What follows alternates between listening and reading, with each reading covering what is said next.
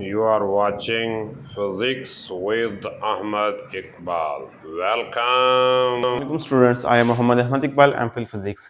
हम पढ़ रहे हैं chapter number 7 properties of matter के बारे में। आज हम डिस्कस करने वाले हैं एटमॉस्फेरिक प्रेशर के बारे में। एटमॉस्फेरिक प्रेशर के बारे में डिस्कस करने से पहले हम सबसे पहले डिस्कस करेंगे एटमॉस्फेयर के बारे में। हम जहाँ पे रह रहे हैं यहाँ पे एक हवा का घेरा है हमारे इर्द गिर्द, जिसे हम क्या कहते हैं, एटमॉस्फेयर कहते हैं। हवा और पार्टिकल्स प्रेशर लगा रहे हैं हमारे पास ऊपर, तो ये क्या हो रहा है, हमारे पास एटमॉस्फेयर है।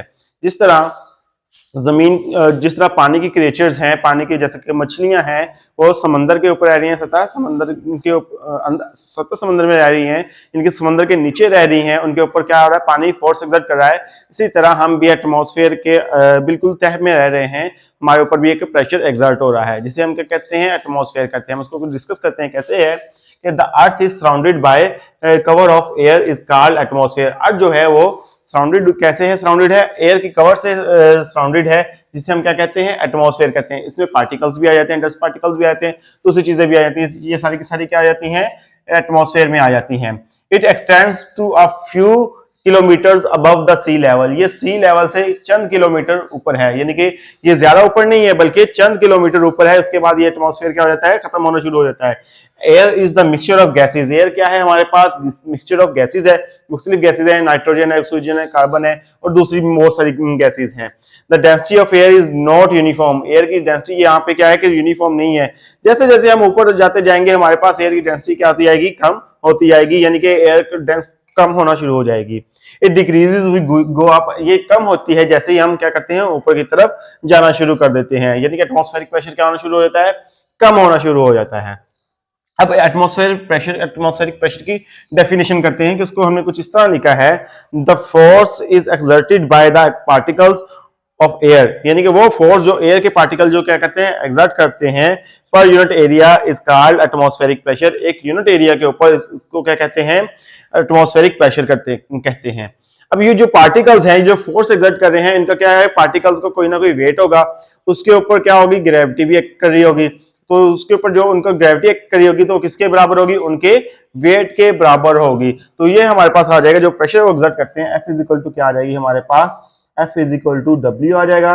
और W इज इक्वल टू हमें जानते हैं कि हमारे पास क्या आता है, W is equal to mg होता है हमारे पास, यानी कि जो फोर्स एक्सर्ट हो रही है वो क्या आता है, F is equal to W, W is equal to क्या आ रही है हमारे पास, mg आ रही है। अब इस तरह थोड़े से एक्सपेरिमेंटल चीजें देखते हैं हम कि हमारे पास जो एयर प्रेशर है इनसाइड द बबल, यानी कि जो बुलबुले के अंदर जो एयर प्रेशर है वो किसके इक्वल है, एटमॉस्फेरिक प्रेशर के इक्वल है।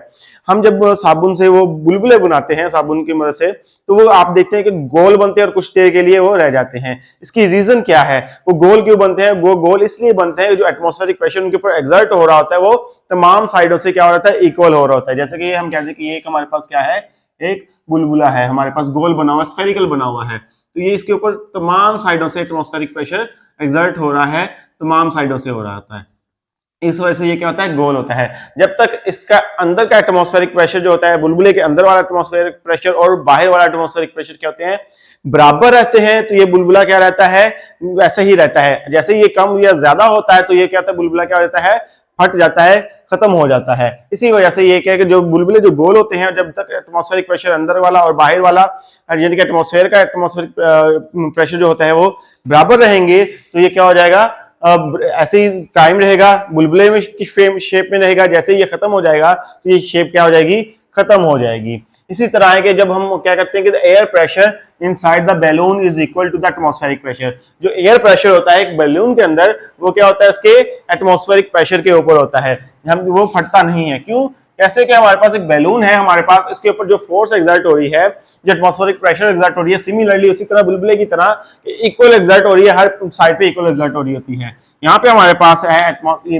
बैलून है, इसके अंदर हमने हवा फिल की हुई है, तो यहाँ पे फोर्स क्या हो रही है, हर साइड से इक्वल एक्सर्ट हो रही है हमारे पास बैलून के ऊपर। ये क्या आ गया हमारे पास, ये एटमॉस्फेरिक प्रेशर होता है। अब नेक्स्ट देखते हैं कि हमारे पास क्या है कि हम इसको एक्सपेरिमेंटली भी प्रूव कर सकते हैं। अब क्या है कि हम एक कैन ले ले, उसके ऊपर हमारे पास ढक्कन लगा हुआ हो कैन के ऊपर, तो अब उसको क्या करें, उसमें से हम थोड़ा सा उसमें पानी रख दें। जैसे कि ये हमारे पास एक कैन है, इसके ऊपर ये ढक्कन लगा हुआ है, इसके अंदर हम थोड़ा सा पानी डाल दें। पानी डाल देंगे तो और नीचे से हम क्या कर दें, इसको गर्म करना शुरू कर दें। ये हमने क्या किया, एक बर्नर लगा दिया है, इसको नीचे से हमने गर्म करना शुरू कर दिया। जैसे जैसे गर्म होना शुरू हो जाएगा, इसका लिड जो है, ढक्कन जो है, हम खोल दें। अब ये क्या होगा, जैसे जैसे ये गर्म होना शुरू हो जाएगा, ये यहाँ पानी जो है वो स्टीम में कन्वर्ट होना शुरू हो जाएगा। जैसे जैसे स्टीम कन्वर्ट होना शुरू हो जाएगा तो ये क्या हो जाएगा, स्टीम जो है वो हवा को बाहर धकेल देगी और अंदर हवा क्या हो जाएगी, खाली हो जाएगी। हम इसका ढक्कन बंद कर देते हैं। ढक्कन बंद करने के बाद हम क्या करेंगे, इसको पानी के नीचे ले जाएंगे, पानी की टूटी के नीचे ले जाएंगे, टैप के नीचे ले जाएंगे। जब टैप के नीचे ले जाएंगे तो ये क्या हो जाएगी, इससे क्या होगा कि जो अंदर जो है हमारे पास स्टीम बनी हुई होती है वो क्या हो जाएगी, कंडेंस होना शुरू हो जाएगी, वो दोबारा पानी में कन्वर्ट होना शुरू हो जाएगी, स्टीम जो होगी। जिस वजह से अंदर जो होगा हमारे पास वो क्या होगा, एटमॉस्फेरिक कम हो जाएगा, एक खला पैदा हो जाएगी अंदर। तो अंदर क्या हो जाएगा, एक एटमॉस्फेरिक प्रेशर क्या हो जाएगा, कम हो जाएगा, बाहर क्या हो जाएगा, ज्यादा हो जाएगा।